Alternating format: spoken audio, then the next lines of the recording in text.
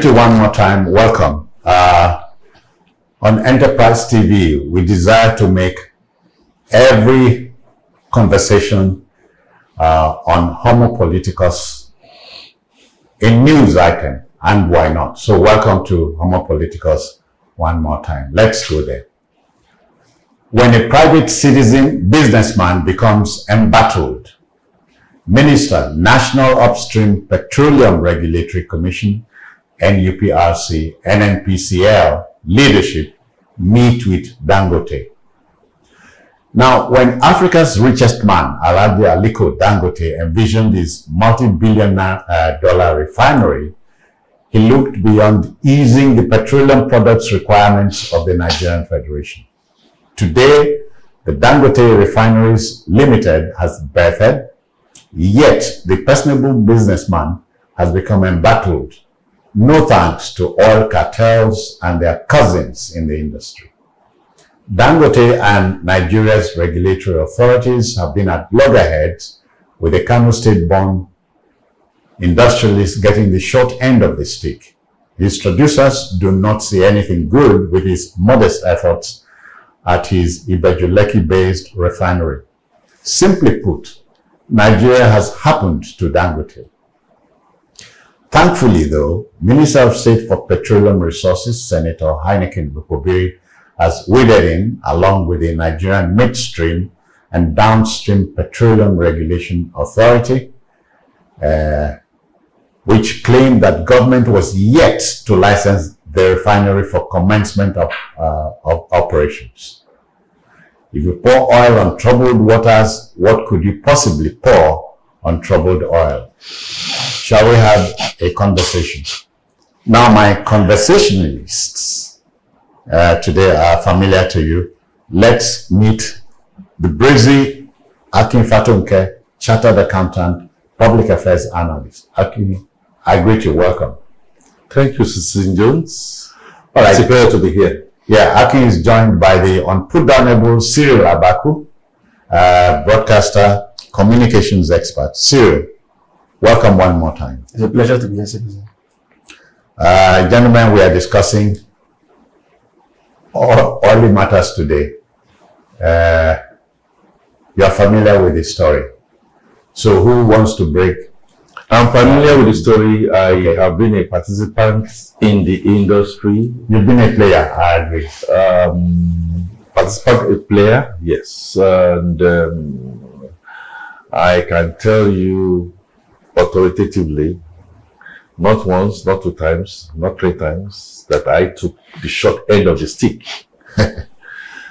Not just taking the short for doing what, please? For trying to be straight in a rough jacket. So, I mean, it's either I am not the realist or the tailor that put on the apparel is the one that. So, I mean, either way, I mean, I got spent. I got spent because at the end of the day,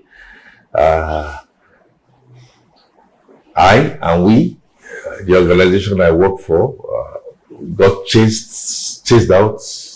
Not just out of the industry, chased out of the country. That is putting it mildly. When Dangote made a statement, made a pre-war, a pre-war statement at one point in time, and said that the cartels, the bad boys and girls in the oil and gas industry were worse than the Caponists who have in the drug in the drug trade. He knew what he was saying, and he resonated with my own experience. And my first experience really started years back when we brought in contaminated fuel. Okay, in the Abacha years, perhaps. Okay. And when that came on, of course, we were straight. We had a moment, Major Marketers Association, which is now joined by GAS now. And what we do is we look at the palace states of infrastructure of the country and the Atlas Group. So we all choose to come together. I will bring a shipload, we share, and then that goes on. And so Mobile, that I used to work for at that time, took the first batch and we started selling. Not sure, sorry, let me get this first batch of contaminated fuel. Yes, because we are all supposed to share. So we took our own and distributed. And before you could put Robinson before Jack, cars started knocking around. And when they were now going to identify who did it, everybody was pointing at Mobile. I said, no, it's not possible. Anyway, one thing led to another. We had the state-of-art laboratory, the best in sub-Saharan Africa at that time. I am afraid what you call the midstream regulator, midstream and downstream petroleum regulator used to be DPR at that time. Okay. Department of Petroleum Resources of Europe. We had to go in there, and in the process we found who the culprits were, we found who the cowboys were, and DPR was going to hit it on their heads. But we resisted. I'm afraid, like Dangote. So that's what Dangote is doing now. No, you cannot do this. They depended on us. They had to depend on us for a lab to test, and we found that the bad fuel was brought in, illegally. Was the culprit identified? The culprit was identified, but nobody was ready to go after him. Nobody was or them prosecuted for that. So the newspapers went out and Mobile has done this and all that, but they were muted. I remember I sat in DPR and as the public image maker of Mobile with my managing director at that time, the first Nigerian managing director of Mobile Oil. Are we talking about Udomin Oil? No, that's upstream. I'm talking about a man called Udomin. We sat down, crafted the memo, and then what you normally do is you do what caused it. Should this happen again? And we left a template that it should not happen anymore. Years down the line, we still had the repeats because we didn't punish those who needed to. Yet nobody was nailed. And nobody was nailed. Senator Jones, I can tell you categorically that when Nnpc, then before becoming Nnpcl, they were supposed to be the regulator. So, DPR, PPPRA and all that. And you see a situation where two teams, as in the football, are supposed to be playing, and then the referee decides to join one side, you are spent, you are gone. Which is exactly one of the things that happened. And we said, no, this is not how things should go. And I remember as a public function, open public function, when we raised the thing, we were virtually marked down. Okay? And I know how many lives have been lost when people decide that they are going to try and move on straight. So when Dangote now came and said that what he knows is huge, I am not in any way driving. You cannot fault him. I can't because it happens to me. You're concluding. You said Nigeria happens to Dangote. Nigeria has happened to all of us. It's a mystery up to tomorrow that since Obasanjo's time, going back in 1999, we have really not had an independent Minister of Petroleum Resources. Jonathan's time had the Ziani, of course. Was she independent? to that extent. Of course, you all know, if I open another kind of one during the public hearings, how Mr. Diziani was held by the National Assembly like a kind of thing. So look, the long and short of what I'm saying, therefore, is when you now elect to build the largest, according to what we have had, and you wanted to now begin to face the IOCs, or to face the good boys and the bad boys commingled in Nnpc, in a messy business, and in an oily business, you are likely to be facing the kind of thing that we are facing here. And so everything went on. It went on fine and dandy. Nnpcl was going to take 25% stake. Audited account that came for the first time not too long ago indicated that money has been paid. Dangote says only 7%, 7% has been paid and all that, and then the whole shenanigans went on. What I find very difficult is that where you have Alibaba and the 40 Thieves, if all of them are on the same vision of stealing and plundering, one should not be pointing a finger on the other, because once you point a finger, the other one will open a can of worm.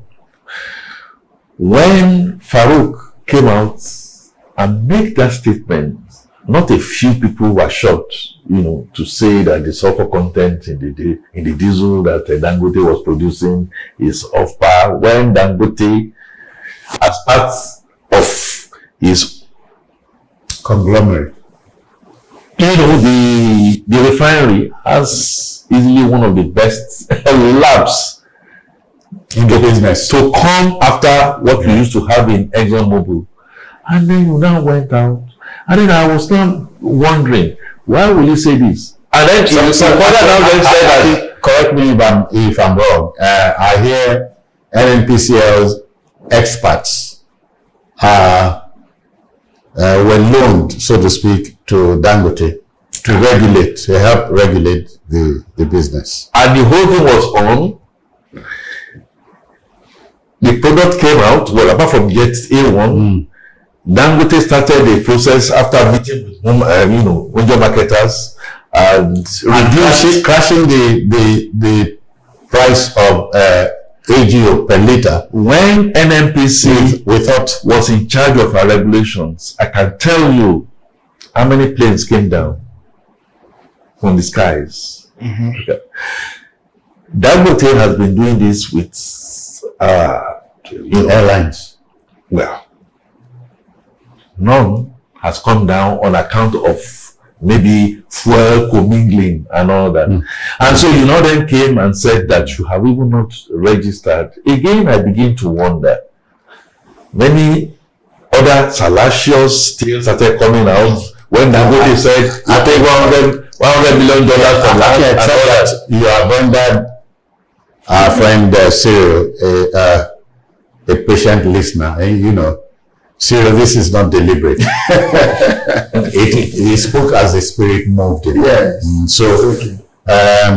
We are here, and I said right or wrongly in my opener, Nigeria appears to have happened to Dangote. And it would seem that this is much more a much more curious unraveling of the circumstances. I have never seen or witnessed this sort of problem between a regulator, a government operative, and a market player. And then the next thing is that they are trying to settle a difference or to reconcile. Come on, government is heading for reconciliation. If indeed, I think that the signs that all will not be well with the refinery was when the NNPC suddenly refused to pay up the remaining 13.8% of its as earlier agreed. Yes, I think maybe we should have been asking, why did the NNPC not buy up anymore? What are they now? Why did they buy anymore?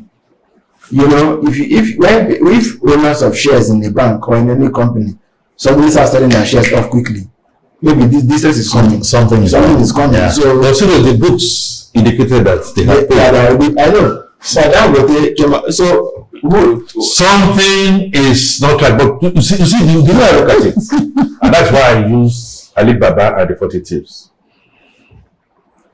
It does not really matter. And I will also add on the fact that Dangote has been part of them. Okay, he's been the bad child. Okay, and I can also tell you some of the things that Dangote is asking for after we had mismanaged our situation. Yeah. We are not producing enough. The little that we have produced, we have done forward contracts and all that. Everybody saw that, and then Dangote is now then making this statement that the IOCs should be selling to him. It's not going to happen that way. Reason being that the IOCs have their own, internal arrangement. They don't necessarily have to sell to with other clients. Yes. My expectation is that all of us are seeing a situation where Dangote, in my opinion, has decided to fight headlong, or maybe just come out and say, like, I know what's the tricks in here. I want Nigeria to stop this issue of import dependence. I'm going to use my money to build a refinery, and government kept faith and went on. And then the guy now, shifted the, starting time, went on and then started to produce something. There was an undercurrent that went mad. I expect, like they say, Cynthia Jones, you don't have to wash your dirty linen in public. It's dirty, there's no doubt about that. But what is the point for me to now come to the public and then begin to show the whole thing when it's going to become an embarrassment? Possibly to show you have washed it. Mr. Peter Obi, I'm talking of the same Peter Obi. Yeah. I came with additional, and I think there's a third one, $10. Spoke my mind adequately when they said this is international embarrassment to Nigeria. Obi specifically said Dangote Refinery is too vital to fail. It's too vital. I agree with him absolutely. So if you will come back, politics aside, it's too. No, but the question you ask yourself, the only thing against that is when you say it's a monopolist, it's a child of a government, is all others that have had that kind of opportunity. Why didn't they come use it completely? Yes. That's number one. Then number two, Nnpcl that's now coming that was not registered. I am at a loss. Here you are, that you have mismanaged the refineries that we have plenty of stealing. The latest was during Buhari's time, in the throes of his living. You must have heard about the Kolomari refinery, digging and looking for oil, and then become a wild cat, spending a lot of money and then taking a lot of our monies out. And then this guy single-handedly have done this, and even if he has a little comma here and there, it is not for you. Human are going to raise that kind of statement. Yeah, Cyril, when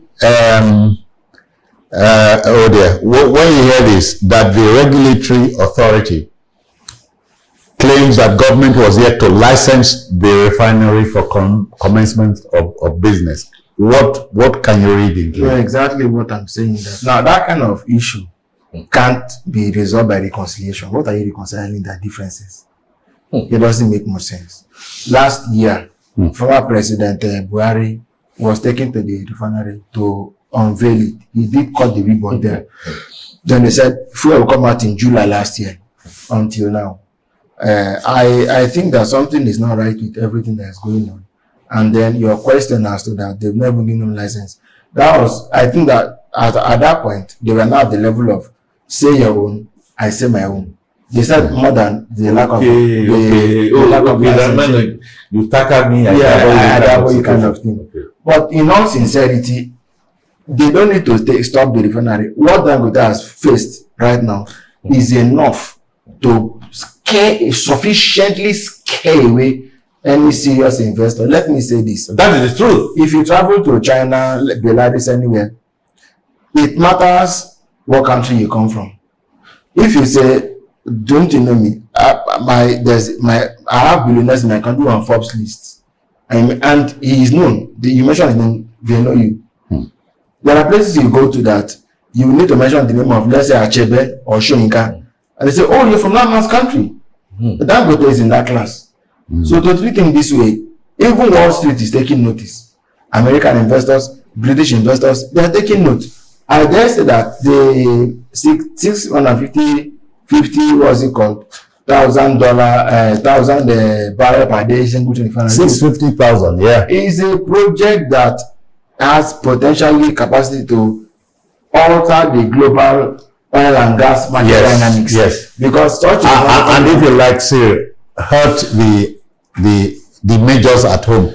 See what I'm saying? Oh yes, the refineries at home. The Nnpcl just begin to close down. You're already closing down the Nnpcl just begin to close down. If government came and said his refinery is not even licensed, so they wonder, this man has been building it since 2008. It was finished again last year or this year. He has spent $19 billion, and all his government can say is what? That he has done. They wonder, the fraud coming down to them. They will say something is wrong with that government. I keep on saying this. The President Minister is Mr. President. Is he aware of what's going on with Dangote or not? Is he aware? What are they telling him? Because you cannot look.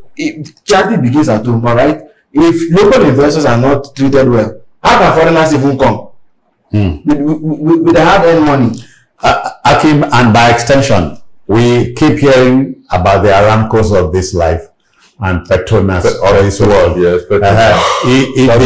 if they messed with their conglomerates, they won't be where they are. They won't be where they are. Yes, if they mess. So what we are doing, what's happening with our oil business is man-made. Not only man-made, we have our eyes open. I told you my own experience at my own level. Many things are not going right, but if you raise your hand, you are lucky if you have your life, or you are driven, or you are driven out. The Saudi Aramco that you are talking about, the Petrobras, their own model, which we much lately decided we are also going to model by getting the Nnpcl to be commercialized and privatized. So many things are still opaque. Okay. Who are the members of the board? How are they appointed? Yes. That is one. Secondly, still just made mention of something. Okay. So maybe let me just make a comment there. He asked, don't we have a president? Who is the substantive petroleum resources minister? Initially, my thought is... and the president is supposed to be a player in the business. He knows the dynamic. My thought is, on one or two occasions, not necessarily in oily business, the president went out and spoke, and people came back and said, look, why do you want to intervene and all that? If the structures are in there to help, to help solve the problem. I know he has allowed his Minister of State to go do something, but I think it's now high time. High time he applied the big stick. I think it's now high time he has to speak. I think it's high time he has to use his wizardry to resolve this problem. Dangote Refinery is too big to fail. It's too big to fail. And vital. And then he was also saying that who will be the foreign investor that will come? Gabon is already, asking bring your money here. To come here and stuff like that. We must not, in my honest opinion, how does the government looking for FDI, looking for dollars, looking for investors, now treat it on this way? The Indians who promised the president money, they didn't promise him cumulatively $14 billion or so. It's more than what Dangote can do. I thought we were going to say rupees. Gentlemen, before we pack it all in, because it's time to begin to apply the brakes. The last line in my opener was, if you pour oil on troubled waters, what could we possibly pour on troubled oil? Let's begin with you. Cyril, can you give us 60 seconds? Well, we are closing. It's a very, very tricky question, weighty at that, and epigrammatic. But what and I mean, again, going to literature, this is pure chiasmus at play. But what I'm going to say is simple. Government needs to be very logical, very sensible, very reasonable, and make sure that Dangote is a refinery, not because it's anybody's friend. I've not met him one-on-one, but because what happened to Dangote may inevitably happen to all Nigerians. Yeah. Then, when you fix that, see how the prices of refinery in Nigeria can help to reduce the pump price of PMS, so that we can all buy PMS and afford it. Okay, how do you close? I will tell you what we need to pour on troubled oil.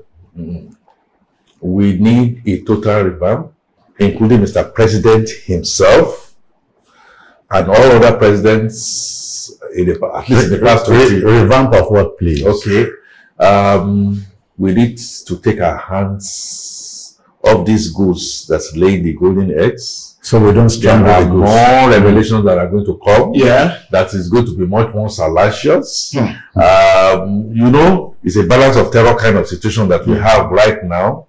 I think the only way is when you see a mosquito patch on the wrong place, you know, you don't take a sledgehammer to want to squash it. Yes. So there has to be a way that Mr. President must now come up, raise up his hands, including his, you know, I mean, even if he's involved, and allow Nigeria to breathe.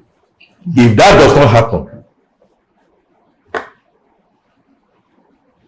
I don't want to contemplate. All right. So I hope that will, if they don't do that, I do hope Kenya will not happen to us. God bless. Correct. All right. And this is added to the fact that the largest gas deposits are in Nigeria. So we must mess up the stable any more than this. That's another gas flaring. They set dates over time, over decades, and yet nothing. And the IOC will say, okay, they will look for a Nigerian, put a Nigerian there to be checked. We are own undoing, but we can really correct that. All right. With the political will to do. We want to thank our discussants this morning. Cyril Abako, thank you for your intervention. My pleasure, any day, citizen. No less so, Akifatunke. Many thanks, sir. Always a pleasure. Okay, thank you. The viewer may continue the debate from here. Ours is to mold opinion and allow you make up your mind. We are done. Our job is done. Until the next time, this is yours sincerely, Citizen Jones Hussein, saying thank you. Bye-bye now.